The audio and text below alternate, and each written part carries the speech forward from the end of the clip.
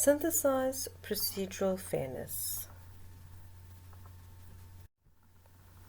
Introduction and recap. Procedural fairness refers to an employee being given an opportunity to defend themselves and raise any other mitigating circumstances before a disciplinary or performance decision is reached. This term is also often referred to as natural justice. In order to appropriately practice procedural fairness, the following steps must be taken before any disciplinary action is taken. 1. Advise the employee of the allegation or allegations made against them or the issues to be dealt with. 2. Provide the employee with a reasonable time period to respond. 3. Consider the employee's response before making a decision and conduct reasonable and thorough inquiries.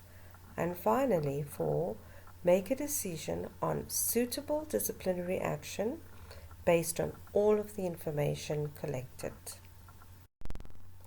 Significant points to take note of. An employee is entitled to a fair and reasonable opportunity to know, understand, and respond to any allegations made against them before disciplinary action is taken. An employee may claim unfair dismissal even if the employer had a valid reason for the dismissal or if dismissal was a fair and proportionate response to the problem at hand. Many unfair dismissal claims are upheld because the employer failed to follow due process. The following questions will be considered. Was the employee notified of the reason for dismissal? Was the employer given an opportunity to respond to any allegations relating to the reason for dismissal? Was the employee given warnings prior to the dismissal where required? Is the dismissal a reasonable consequence of the employee's conduct? Assessing a dismissal for procedural fairness. When conducting such an assessment, we will have to assess the employer's obligations to comply with procedural fairness, and in doing so, we will have to look at the following issues. Was a thorough investigation conducted? Are there clear policies and procedures in the organization? Was the employee given a notice of the disciplinary action? Was there notice of the charges or the allegations made against the employee given to him or her? Was the employee allowed union or shop steward representation? And was the employee given an opportunity to be heard through a disciplinary process? Evaluation through case studies. NTM, on behalf of Shadrach Malema and 224 others, versus Botsala Holdings Pty Limited. The reasons advanced by the company for not complying with the Audi Ultra principle in respect of the disciplinary hearing include that the employees would not adhere to the instruction, walked away and threw documents in the air when the company tried to hand it to them, were given ultimatums, and were provided with an opportunity to submit individual appeals against their dismissals.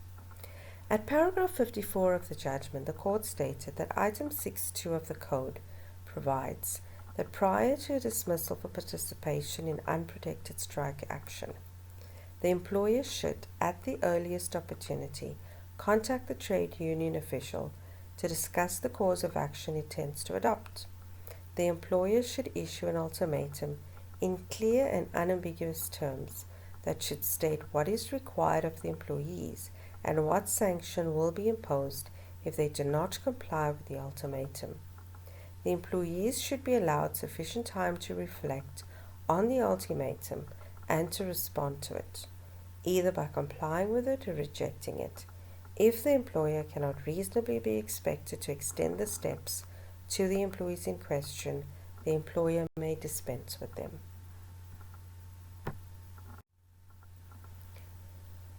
At paragraph 55 of the judgment, the court stated, according to Cheadle, The purpose of these steps is to enable the strikers and the union to be aware of the consequences of their actions and to reconsider their position. The union should be informed that the strike is unprotected and that disciplinary steps will be taken which may lead to dismissal.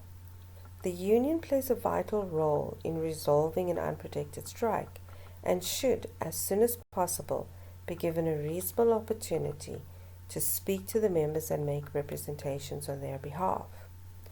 The court went on to explain that the purpose of the hearing is to hear what explanation the other side has for its conduct and to hear such representations as it may make about what action, if any, can or should be taken against it.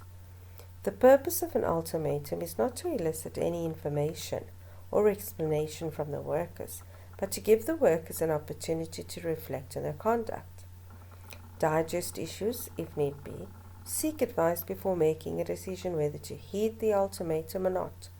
The nature and formality of the hearing will depend on the circumstances. It can be collective in nature.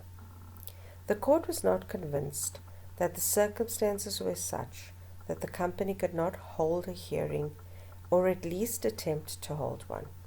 There are also no exceptional circumstances which prevented the company from asking the union to make representations as to why its members should not be dismissed.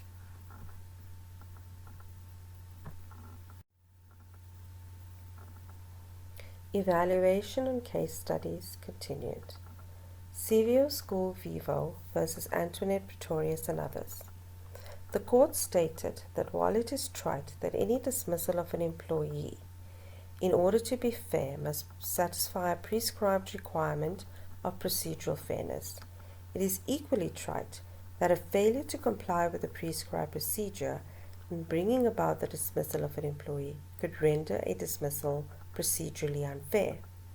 The critical question in this instance is where the departure from what must be complied with in order to ensure the procedural fairness of the dismissal is gross and excessive.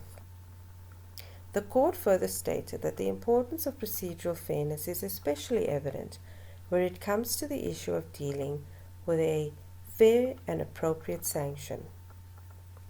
In deciding where it can be justifiably said or accepted that the employee indeed committed misconduct, the court relied on the judgment in Sudumo to demonstrate that the decision of whether the dismissal of an employee would be a fair sanction is a value judgment.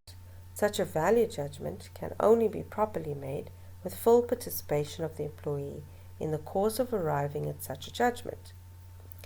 It was the court's view that in the exercise of this value judgment, the totality of circumstances must be considered with specific reference to a number of pertinent factors, such as the importance of the rule that had been breached, the reason why the employer is seeking dismissal, the harm caused by the employer's conduct, whether additional training and instruction may result in the employee not repeating the misconduct, the effect of the dismissal on the employee's length of service and service record, the issue of the breakdown of the trust, employment relationship between the employer and employee, the existence of dishonesty, the possibility of progressive discipline, the existence or not of remorse, the job function, and the employer's disciplinary code and procedure.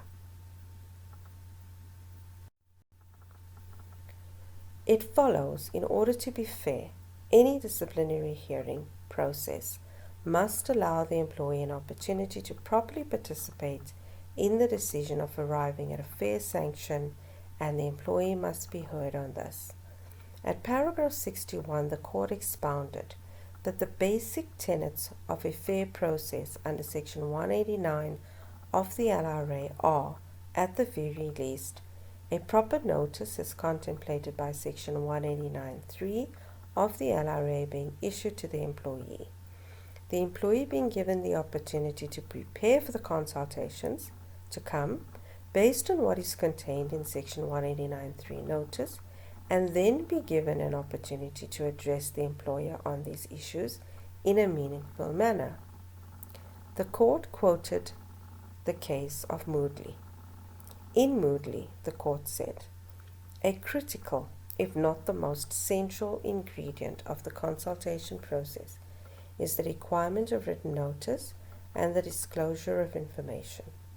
Effective consultation requires employees to have an opportunity to prepare for consultation by being given sufficient advance notice, an agenda, and adequate information. Without this, the joint consensus-seeking process mandated by the legislature is hardly likely to be meaningful." To guide and assist the parties, Section 189.3 spells out what normally should be included in the written notice and disclosure document.